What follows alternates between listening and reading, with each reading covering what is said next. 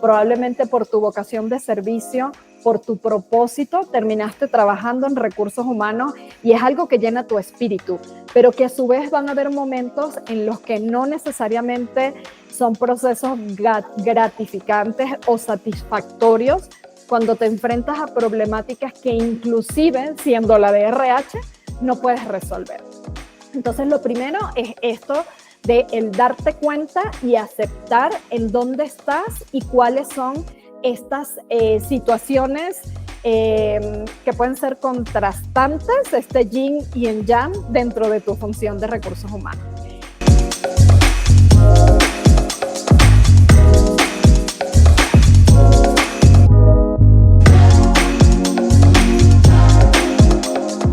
Me acompaña Lady, con quien vamos a estar platicando justamente de cómo manejar el bienestar y este balance y equilibrio para las personas que están de recursos humanos, en particular las mujeres. Y agradecemos muchísimo a Lady que nos puedas acompañar. ¿Cómo estás, Lady? ¿Qué tal todo? Hola, Fernanda, muy bien. Muchas gracias por la invitación. Contenta de estar aquí. No, nosotros felices de tenerte. La verdad es que tu trayectoria y tu experiencia han sido excelentes.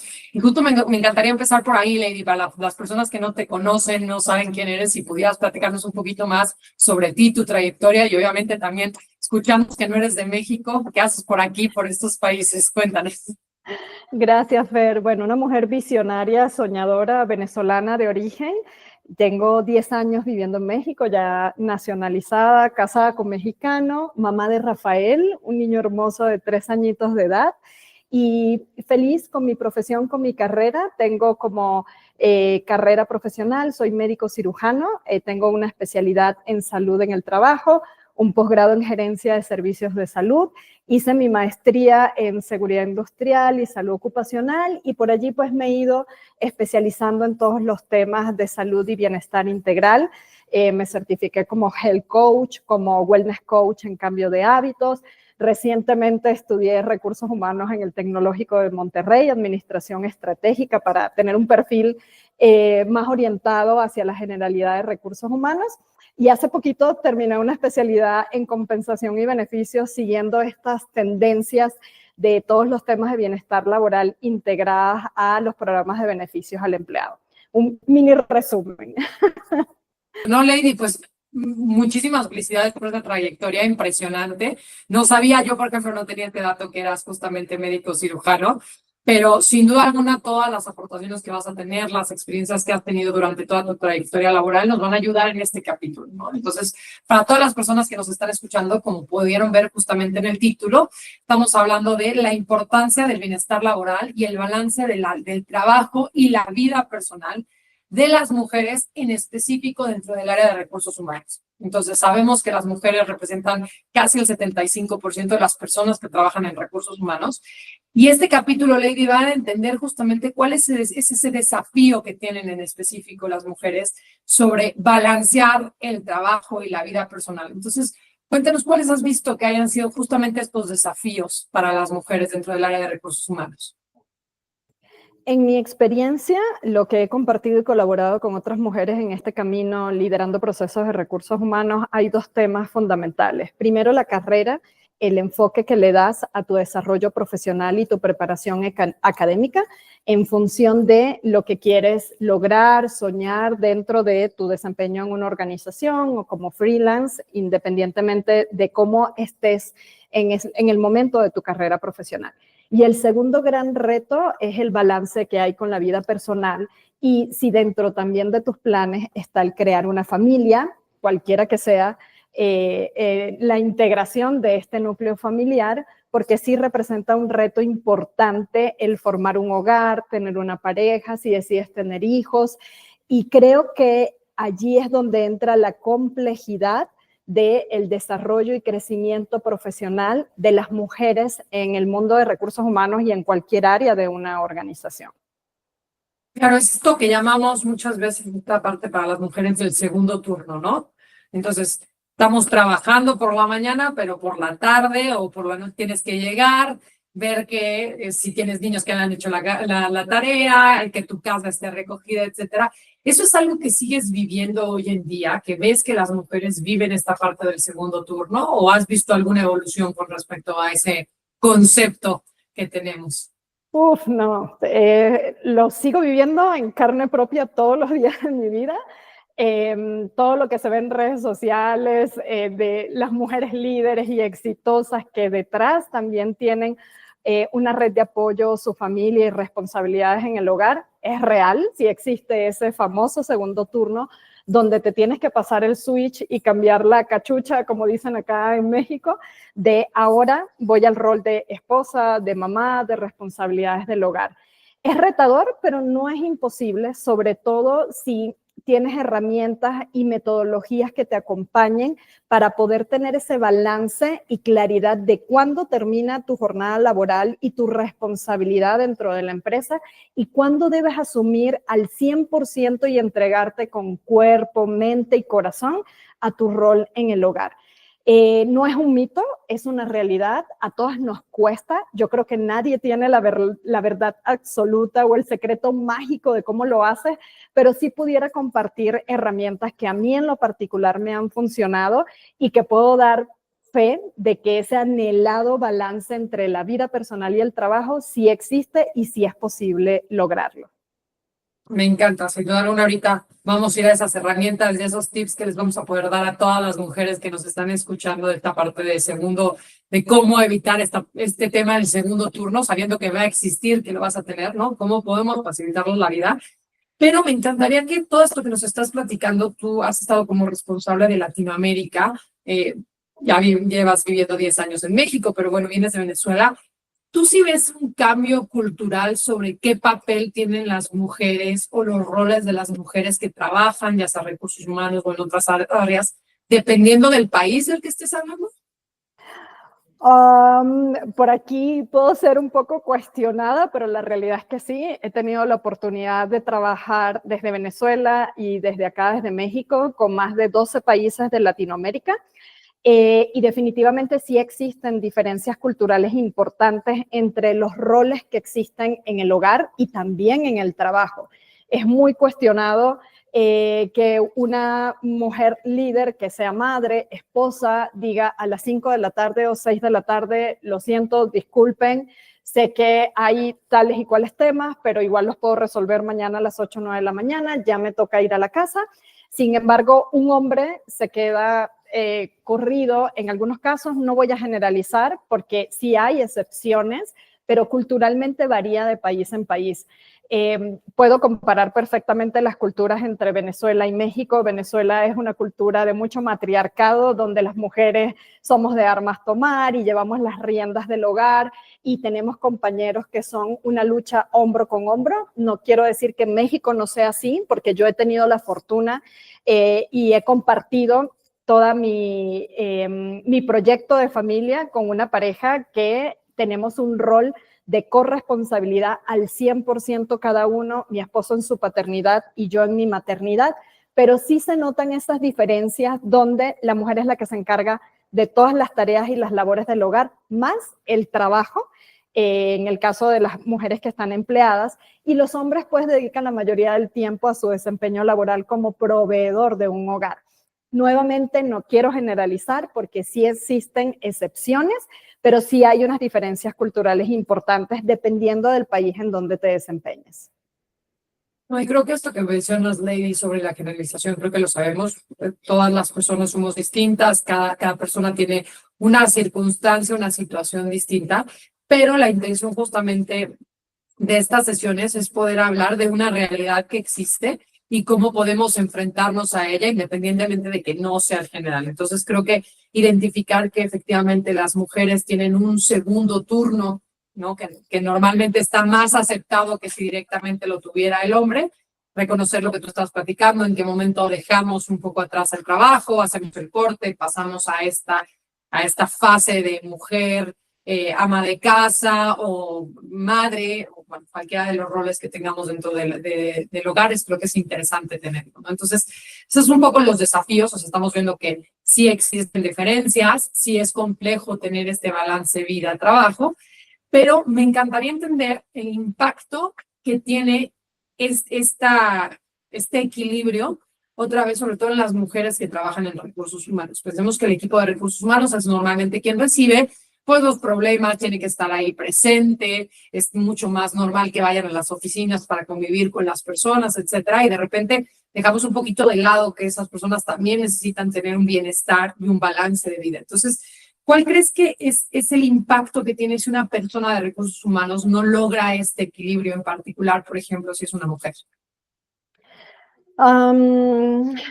El impacto de la atención diaria cuando estamos en recursos humanos de clientes internos, externos, de los empleados o colaboradores en general, pesa muchísimo porque en esta atención en el día a día de resolución de problemas, porque cuando llegan los trabajadores o un líder a tocar la puerta de recursos humanos es porque existe alguna situación que atender, algún conflicto que resolver o alguna problemática. Creo que hay que dimensionar primero el nivel de atención de las situaciones en recursos humanos porque eso va a impactar de manera negativa en la salud y el bienestar de las mujeres que formamos parte de la organización, en cualquier empresa de cualquier giro o industria. Se tiende a personalizar y también a empatizar muchísimo con las problemáticas que se presentan de los trabajadores en general. Y creo que el impacto puede ser en la salud mental y el bienestar emocional de las mujeres, pero que eso también puede repercutir y somatizarse en la salud física con dolencias o padecimientos que pueden ser recurrentes, que tendemos a normalizar, pero que si no llega esa dolencia desde el punto de vista físico, no nos damos cuenta desde cuándo nos estamos afectando, porque ya hemos traído algunos malestares de salud mental o de bienestar emocional que pensamos que son parte del estrés, de la cotidianidad, de la ansiedad, del querer resolver, ayudar y que no se pierda la humanización de los procesos de recursos humanos. Entonces, hay dos formas importantes de ver el impacto. Primero, que puedas tener afectación de tu salud mental y que eso se somatice en padecimientos en tu salud física, las famosas colitis, gastritis o que sufro de migraña, que normalizamos porque toda la vida he sufrido de ello y resulta que se detonan o exacerban cuando tienes situaciones complejas que atender en el trabajo.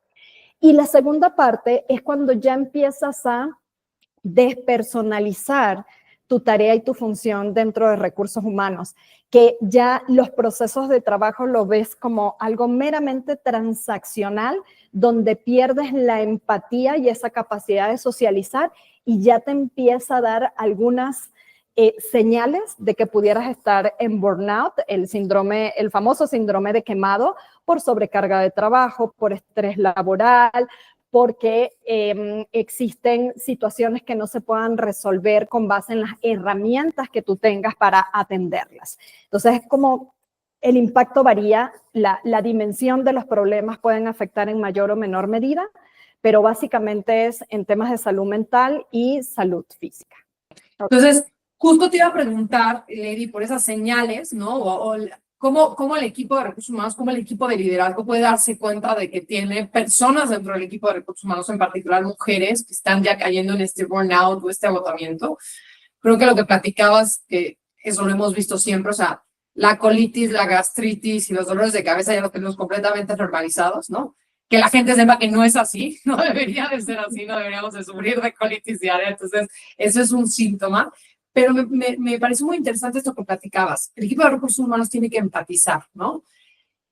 ¿Hasta qué punto justo tienen que empatizar? Y luego decías que por otra parte, cuando veías el proceso de recursos humanos como algo robótico, ya es que empezamos a tener un problema. Entonces, platícame más un poco de esa experiencia que has visto. ¿En qué momento justo tienes que poder sentar esas bases de, oye, llegan personas con problemas, me platican que tienen problemas familiares, temas de salud, que probablemente el dinero no les alcanza? ¿Cómo empatizo sin que justamente me afecte esto, al mismo tiempo que no caigo en esto que decías de, bueno, llegan, se quejan, yo digo, bueno, hasta aquí llegó y listo? Entonces, ¿cómo podemos mantener ese equilibrio? Cuéntanos.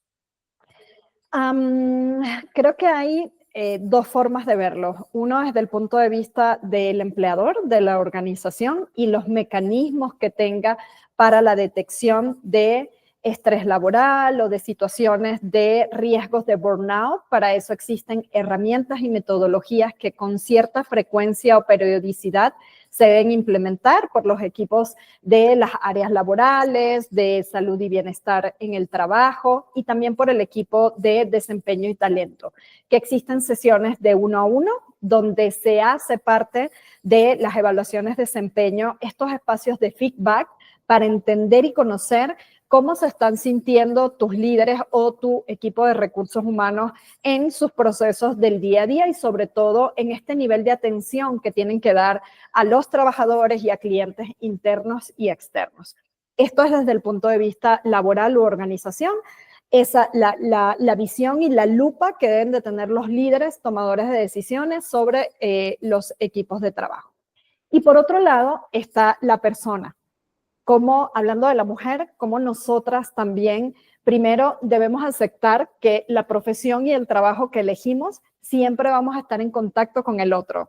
Probablemente por tu vocación de servicio, por tu propósito, terminaste trabajando en recursos humanos y es algo que llena tu espíritu, pero que a su vez van a haber momentos en los que no necesariamente son procesos gratificantes o satisfactorios, cuando te enfrentas a problemáticas que inclusive siendo la de RH no puedes resolver.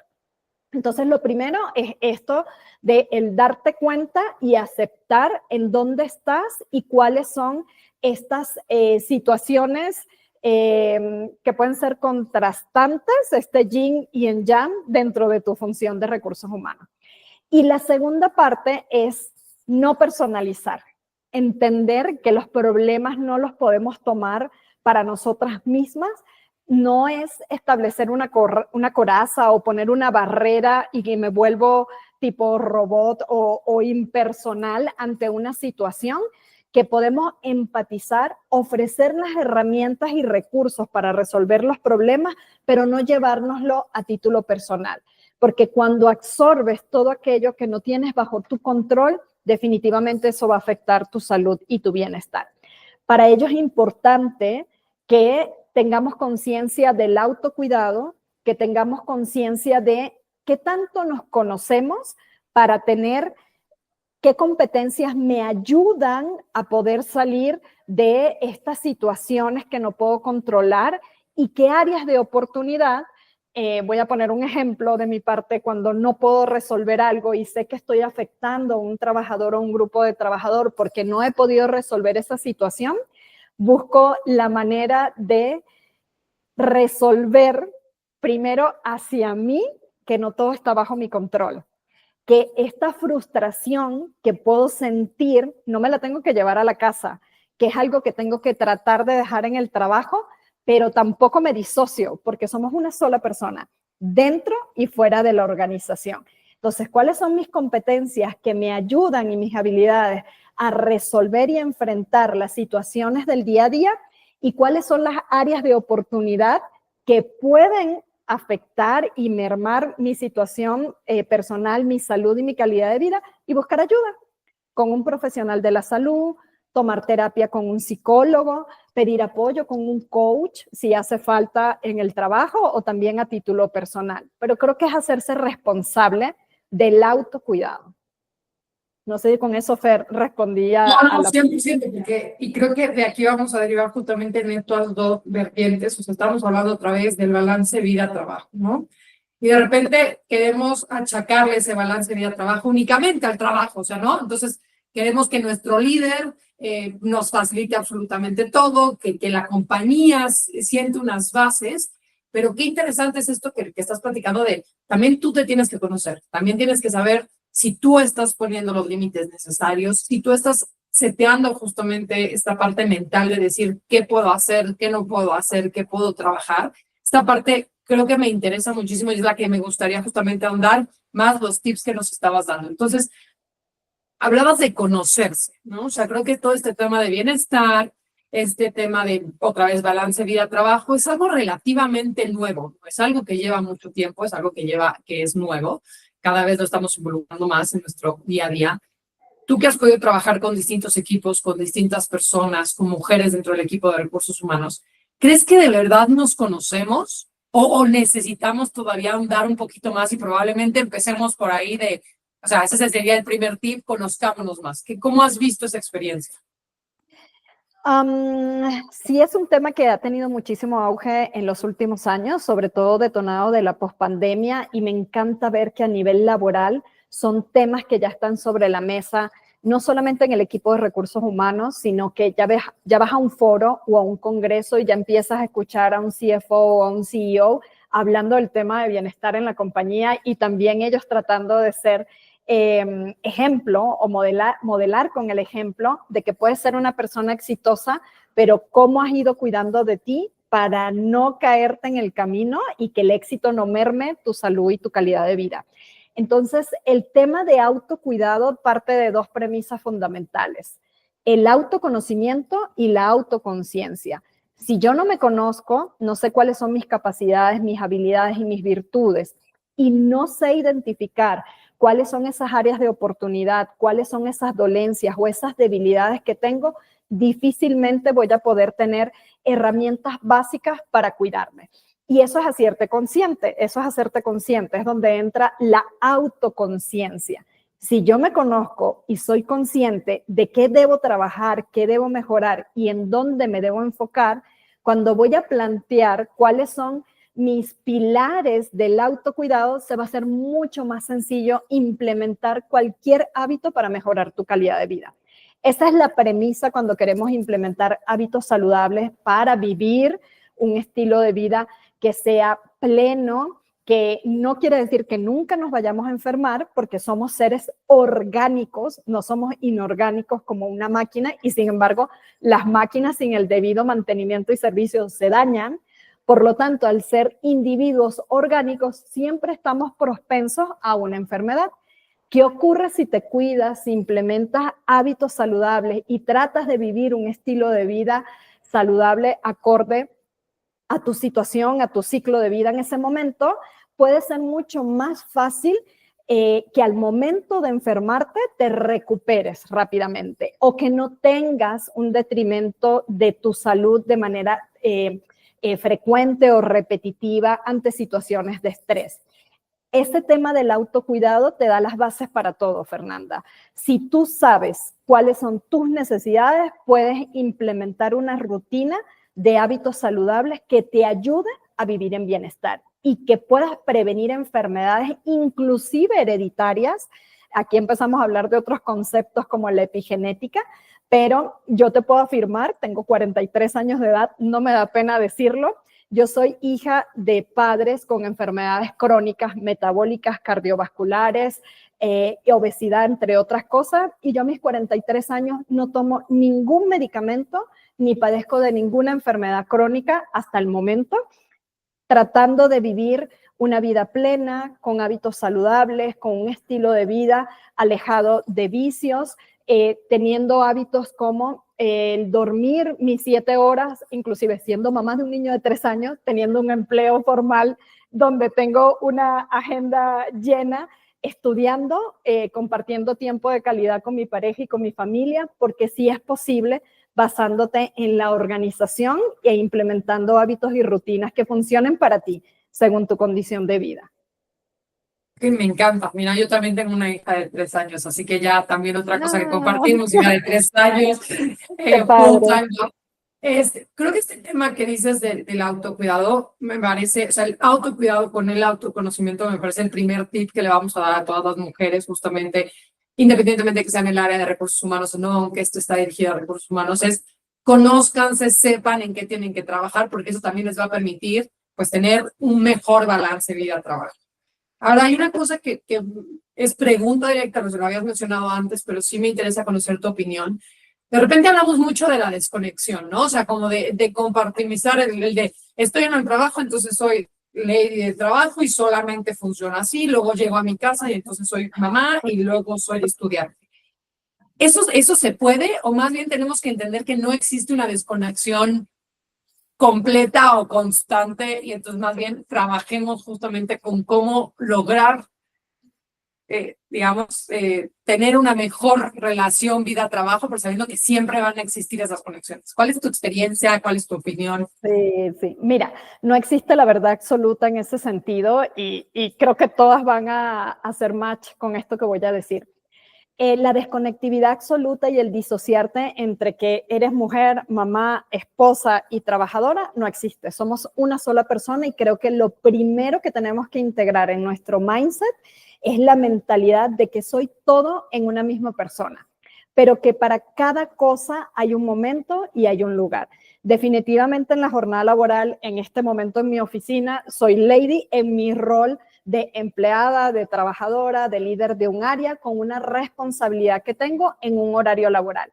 Pero no quiere decir que no me acuerde de que soy mamá, de que mi hijo en media hora va a salir de la escuela y su papá lo va a ir a buscar, o de que hay ciertas situaciones familiares que atender, o que tengo que llevar mi auto a servicio, o que tengo una problemática que tengo que resolver en mi casa.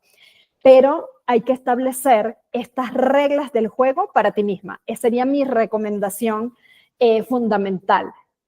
De lunes a viernes tengo un horario laboral. Todas las que somos empleadas en una oficina sabemos que tenemos una hora de entrada, una hora de salida que hay que respetar.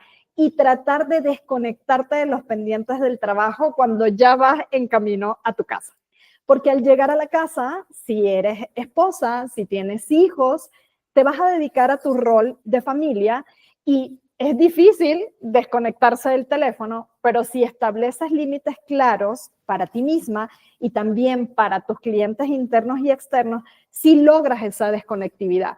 Depende también de la cultura laboral, depende de tu equipo de trabajo, pero también de los límites y cómo eduquemos a nuestros pares, a nuestros líderes y a nuestros reportes. Entender de que todo el mundo tiene una vida personal y lo que no resolviste a las 5 o 6 de la tarde, no lo vas a resolver a las 8 o 9 de la noche atendiendo un WhatsApp. Entonces, la desconectividad va a depender de ti misma, va a depender de los límites que pongas para ti y para los demás, y va a depender también de estos horarios que tú establezcas de en este momento yo me ocupo de mi rol como empleada, en este momento me ocupo de mi rol como esposa, como mamá, dependiendo de cómo esté conformada tu familia, y en este momento es el espacio para mí, porque también hay que desconectarse para cuidar de una misma. Con tu red de apoyo, con tu pareja, con tus hijos, decir, este es el momento de Lady, este es el momento de Fernanda, me voy a dedicar una hora a cualquiera que sea la actividad que quiera realizar. A mí que me encanta pintar con acuarelas, que me gusta leer, que me gusta ir a una práctica de yoga, y ahí sí apago el celular. Obviamente no estoy en horario laboral, mi esposo está con mi hijo, pero son esos momentos que nos tenemos que dar para poder lograr esa desconectividad, sobre todo mental, que cuesta muchísimo y sentimos que el compromiso y la hiperproductividad, el estar en el hacer, nos hace altamente valiosas. Pero la valía no está en cuánto respondes o haces un entregable en el trabajo, sino la valía personal en cuán dicha, plena, feliz y exitosa te sientes en todos los roles que desempeñas en tu vida. No, súper interesante y también para todas las personas que nos están escuchando, que probablemente también se sienten identificadas, lo que decías del tiempo personal.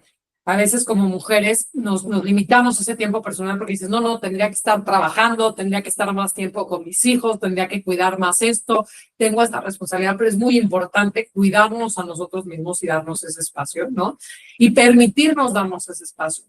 Hay un comentario que me encanta que acabas de decir, que es este tema que creemos que si estás constantemente resolviendo un problema, si mentalmente estás todo el tiempo pensando en algo, quiere decir que eres súper productivo.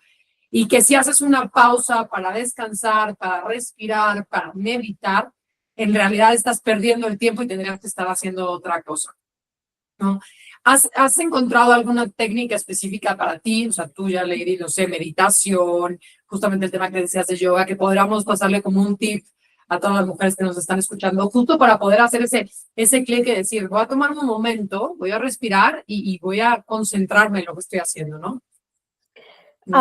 Creo que fundamentalmente, Fernanda, es el trabajo interior. Esto para mí en mi carrera profesional, yo tengo casi 18 años trabajando en mi carrera profesional, un rato como médico y otro rato como empleada en recursos humanos. Ha sido el trabajo interior sobre las creencias. ¿Cómo está mi mindset en torno a la productividad?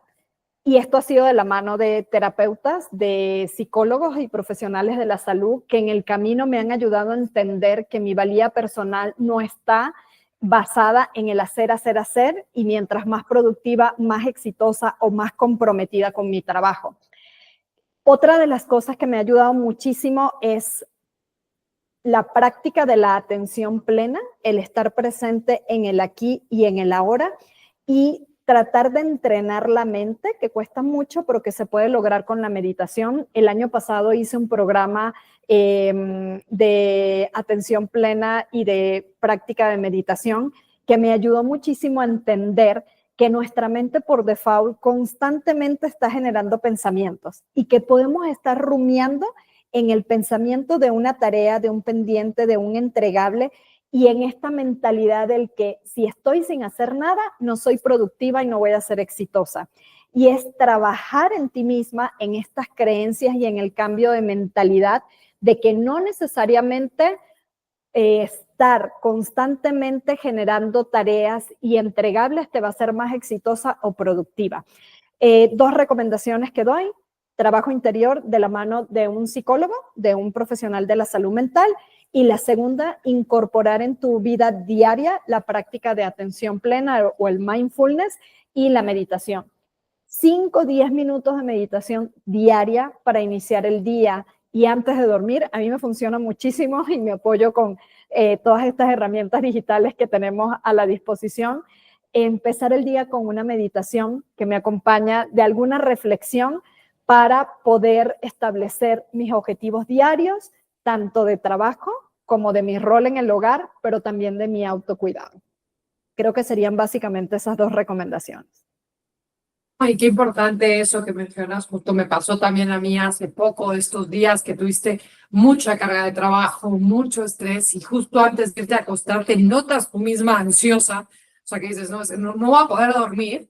Entonces ese momento de pausar, de respirar, de poner una meditación, de hacer el ejercicio que te sirva a ti para bajar los decibeles y para tranquilizarte y probablemente dormir mejor y tener mayor productividad al día siguiente.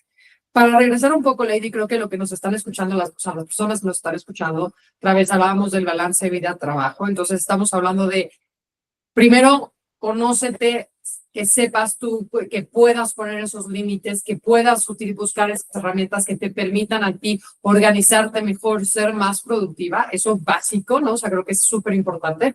Pero también hay muchas personas que nos pueden estar escuchando, muchas mujeres que nos están escuchando, que nos digan, me parece muy bonito, pero en mi organización no estamos todavía en ese punto, ¿no? Entonces, o sea, ustedes hablan de poner límites o hablan de que mi jefe me permite, y de repente, oye, mi jefe no me permite, no me ponen esos límites, etcétera. Entonces, del lado de la organización, ¿qué crees que es importante y por qué es importante que la organización entienda que existe un balance vida-trabajo, que las mujeres tienen este segundo rol, que tenemos que, o sea, ¿cómo podemos aplicar esto, ¿no? Para que también las personas que nos están escuchando de liderazgo, no solamente mujeres o hombres, puedan decir, ok, esto es importante para nosotros. Es básico empezar por la cultura organizacional. Son 3 elementos claves que hay que trabajar si la organización en este momento no está en ese espacio en donde tú dices, sí puedo establecer un límite, sí puedo tener balance entre el trabajo y mi vida personal, o sí puedo practicar la desconectividad por salud mental.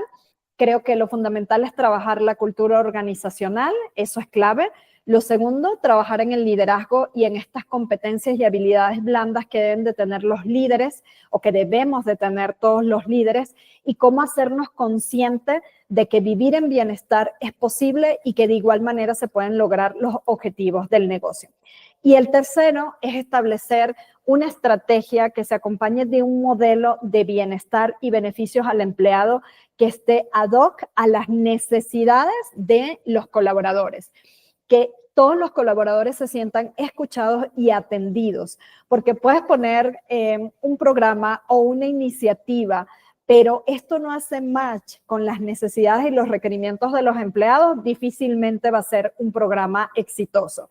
Cuando empezamos por escuchar a la gente, cuáles son sus dolencias, cuáles son sus necesidades, qué es realmente lo que requieren para sentirse pleno, satisfecho y con calidad de vida dentro y fuera del trabajo, es cuando logras implementar programas o iniciativas que atiendan lo que realmente la gente necesita, y eso te va a garantizar engagement y usabilidad de ese programa, de esa plataforma o de esa metodología.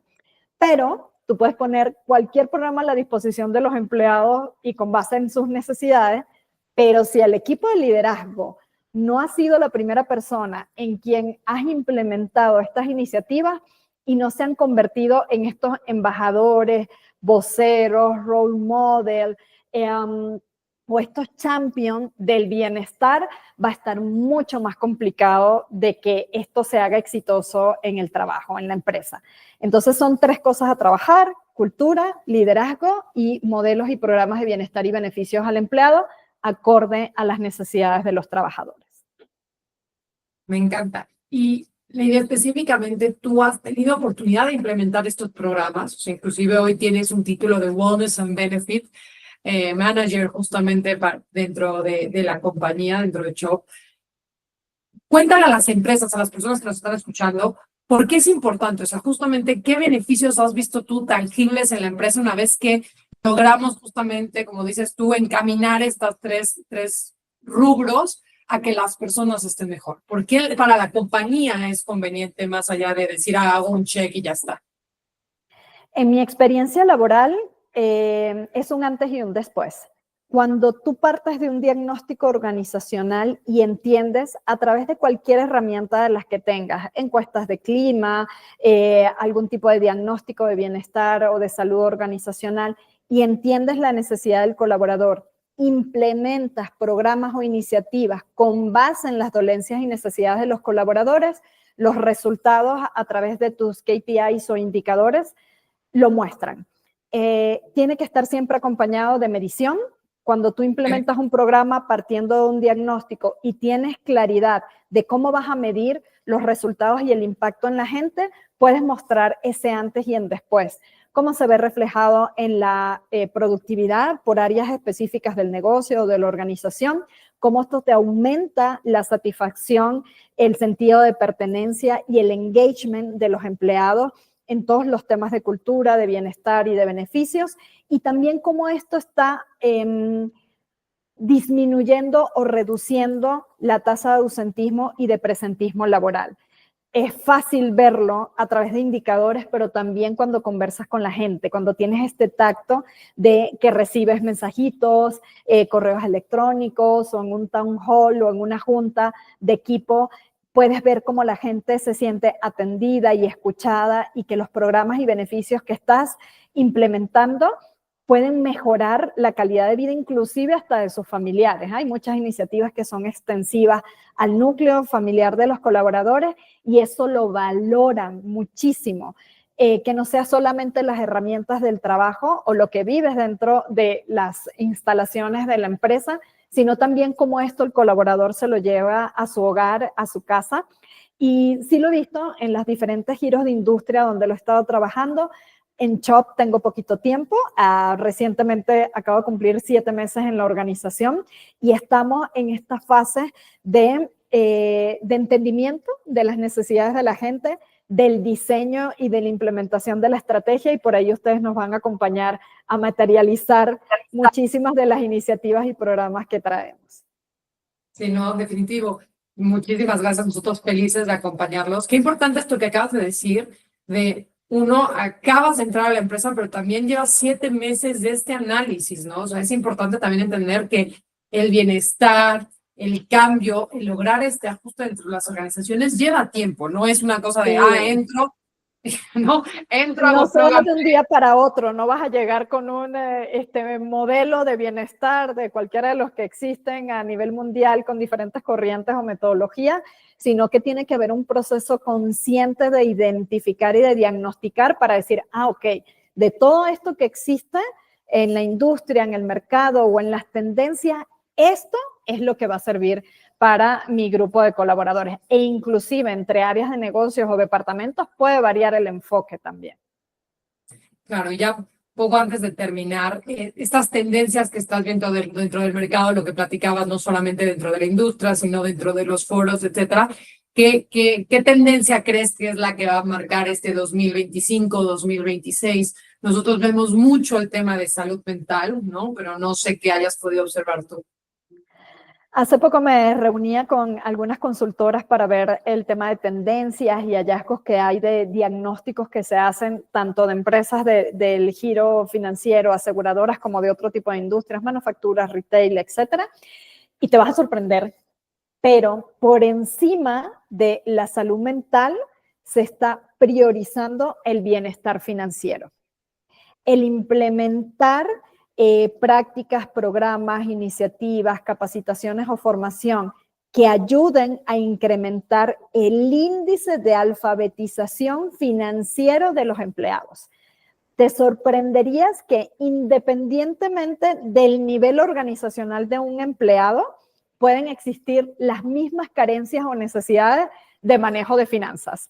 Desde el manejo de una crisis financiera, de las situaciones de deudas, de construcción del patrimonio, de la cultura del ahorro, del tema de inversiones. Es complejo, pero hay una necesidad. Me acuerdo de los porcentajes de las cifras, que la salud mental tenía un 32% de puntaje dentro de las necesidades que decían los colaboradores versus un 67% de bienestar financiero. Si hablamos de tendencias, está bienestar financiero, salud mental y bienestar emocional y salud física. Básicamente esas son como las principales necesidades que están surgiendo en el tema de tendencias de bienestar. Perfecto, oye, pues me sorprende desde el punto de vista, no lo pensaba tan tanto. Sí es verdad que nosotros hemos platicado con varias personas y empresas que justamente se dan cuenta de eso, ¿no? Porque además el estrés financiero causa justamente problemas de salud mental, de productividad, de autismo, no te da espacio, o sea, como que, bueno, al final todas las esferas de bienestar se nutren unas a otras, ¿no? Pero el tema de no saber ahorrar, de estar constantemente endeudado, etcétera, sí es algo que afecta directamente al bienestar. Y que eso te va a afectar la salud mental, y la salud mental te va a somatizar de alguna manera, afectando tu salud física, y por lo tanto terminas desarrollando algún síndrome o alguna enfermedad. Entonces, cuando tú vas indagando cuál es la etiología o la causa base de ese estrés del colaborador, de su ausentismo, te pudiera sorprender que todo pudiera salir de un tema de estrés financiero. Y que al final su hipertensión arterial o el tema de gastritis, colitis, las migrañas, todo esto que estábamos hablando, pudiera venir desde resolver una situación financiera que no sabe cómo manejar. Entonces, como tú dices, todo es integral. No somos seres con esferas distintas, que esta no me va a afectar a esta. El tema de bienestar integral está formado por muchos elementos y variables, y uno puede afectar al otro. Entonces, por eso es importante nuevamente el tema de autocuidado y autoconocimiento, y de parte de las empresas poder poner herramientas, programas o iniciativas que ayuden al colaborador a identificar cuáles son esas áreas que debe atender para que eso no afecte su calidad de vida y su desempeño en el trabajo. 100%, súper interesante todo lo que nos platicas, Lady. Para momentos justamente de wrap-up de esta conversación tan interesante, creo que varios puntos de lo que nos platicaste. Lo primero, entender justamente que sí es importante tener un balance vida-trabajo, ¿no? Que las mujeres dentro de los equipos de recursos humanos probablemente tengan mayor complejidad por esa parte justo que platicábamos, del empatizar, del crear límites, del tener esa distinción entre soy una persona que me gusta dar este servicio, que estoy atendiendo a las personas, pero luego en qué momento me cuido a mí misma, ¿no? Entonces, como toda esta esfera que los equipos de recursos humanos tenemos que entender cómo está funcionando. Por otra parte, el tema justamente de como persona cuidarte, conocerte, saber qué límites tienes, ¿no? Pero garantizar que la compañía en la que estás, y otra vez una mención para todas las personas que lo están viendo, que la compañía está generando justamente esos programas y esas herramientas para que todo esto pueda ser un conjunto. Entonces, creo que un tema muy interesante, Lady. Te agradezco muchísimo que hayas tomado este tiempo para tener esta charla. Todos los tips que nos diste de meditación, de límites, de darte tu tiempo, creo que van a ser súper útiles. Y no sé si quieras cerrar con algo, Lady. Pues agradecerte, Fernanda, a ti y a todo el equipo por la invitación. Espero que sea de mucho provecho y utilidad lo que acá hemos compartido. Solo quisiera cerrar con, no existen verdades absolutas, cada quien tiene una situación de vida distinta, lo importante es lo que te sirva a ti, lo que te beneficia a ti y tratar de aprovechar de todas esas herramientas, recursos y programas que las organizaciones ponen a disposición de los empleados y sobre todo cuidar de ti. Nadie más lo hará por ti. Muchas gracias. No, nos quedamos con eso, que cuidemos cada quien de nosotros mismos también para poder cuidar a los demás. Mil gracias, Lady, por el tiempo. Gracias a todos por los que nos escucharon y un abrazo fuerte.